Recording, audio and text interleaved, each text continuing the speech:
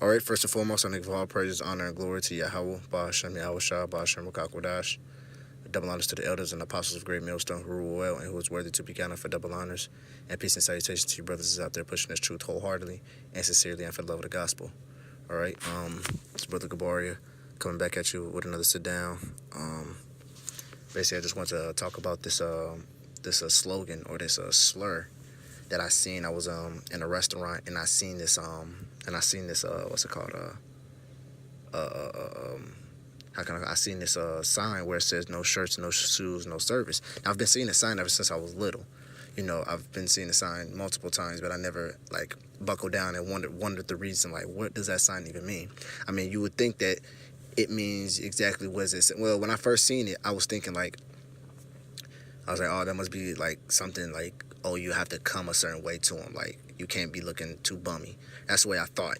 You know, but actually, if you go into history and actually if you research, you know, actually if you see it at www.slader.com, I typed in that says, what is the origin and meaning of no shirts, no shoes, no service? And I popped up and I actually found out that it goes back to the 1960s around the Civil Rights Act, you know, where which, you know, I believe it went more further than that, but they said, I can't find nothing past 1960, but they say basically, I'm just going to read the article and go into it. It says these signs became popular within the 1960s. Matter of fact, so it just said it became popular in the 1960s. So that means certain businesses was doing it probably before then, probably in the 40s, probably in the 30s, probably in the 50s.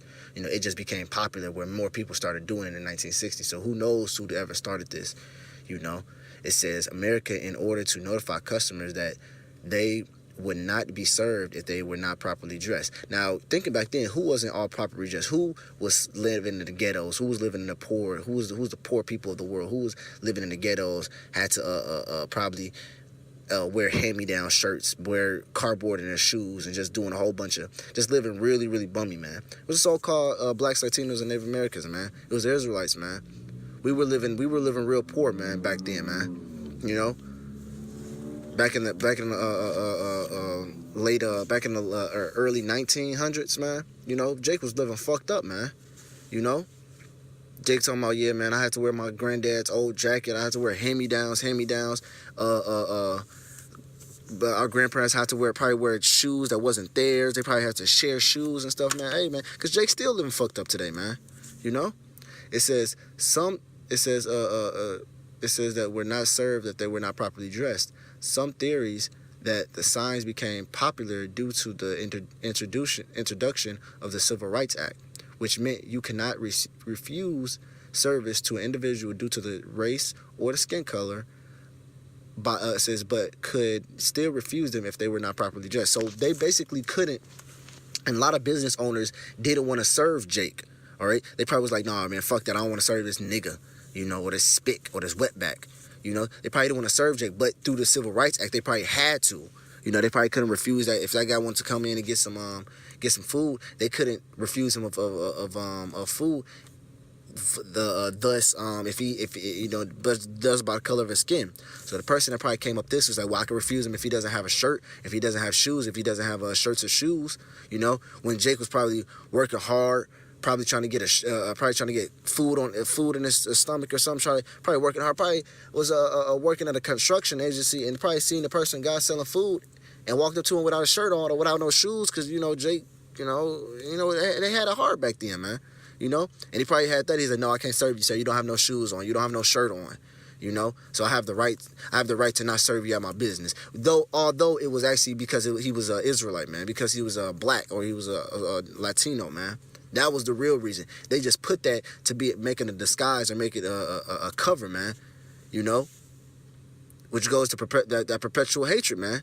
You know, they'll put one thing over to cover the real fact of it, man. Oh, I don't want to serve you because you're not following my guidelines, but it doesn't even matter about the guidelines. It really matters because you're a black African American. I don't want to serve your kind here. You know, it says due to color. It says, but could still refuse them if they were not properly dressed. Others' origin may have been that the rise of the counter culture movement led to the rise of the individuals wearing less clothes, often not wearing shoes or shirts, which many business owners did not want to serve due to the bad reputation it may meanly by the consumerist and mass-produced nature of the products.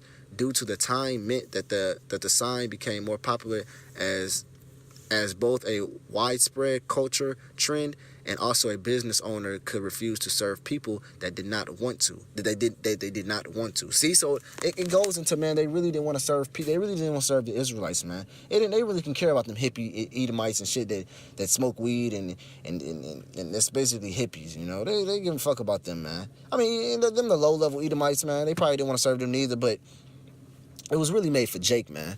You know, and if you, I took a picture of Google when I put no shirt, no shoes. They still making signs like this, man.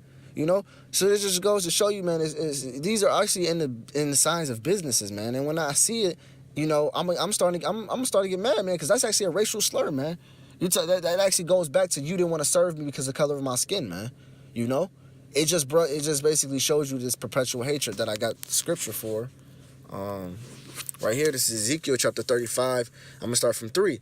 It says, and say unto it, thus said the Lord, behold, O Mount Seir, which is talking about Esau, says, I am against thee, and I will stretch out my hand against thee, and I will make thee most desolate. I will lay thy cities waste, and thou shalt be desolate, and thou shalt know that I am the Lord, because thou had a perpetual hatred. Let's look up the word perpetual.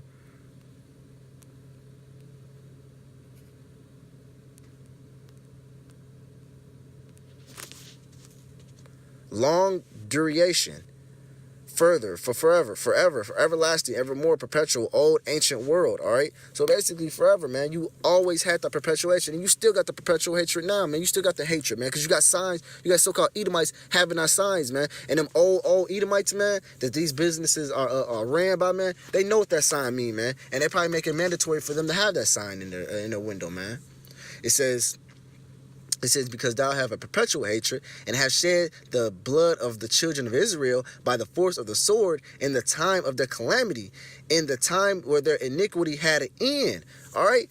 Because back then, man, civil rights, man, our iniquity had an end, man. You let us go, we served our punishment, man. But you guess what? You kept pushing forward, man. You kept having us having us in slavery, man. Still oppressing us, man. Still putting the sword to us, man. Still putting us to death, man. Having signs like that, no shirts, no sleeves, no slavery. Jake probably worked all day, man, wanted to get a meal from a store or something. You saying, nah. You know, he had to go all the way home to get a meal, man. You know, that's the perpetual hatred you got, man. But it's all good, man, because it's going to come right back around you, man. We're going to have a hatred towards you, man, in the kingdom, man. All the way until your eyes to be destroyed. I'm going to get one more scripture. I'm going to end it off at that, man. I ain't want to make this too long. This is Amos chapter 1, verse 11.